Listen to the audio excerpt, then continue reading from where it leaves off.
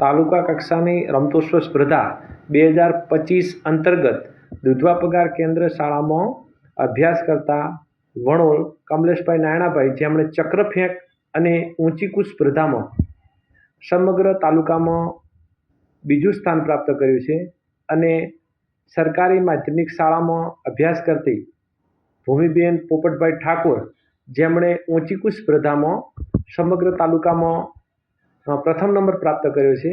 બંને વિદ્યાર્થી મિત્રોને ખૂબ ખૂબ અભિનંદન. હવે આ બંને મિત્રો જિલ્લા કક્ષાની સ્પર્ધામાં ભાગ લેશે.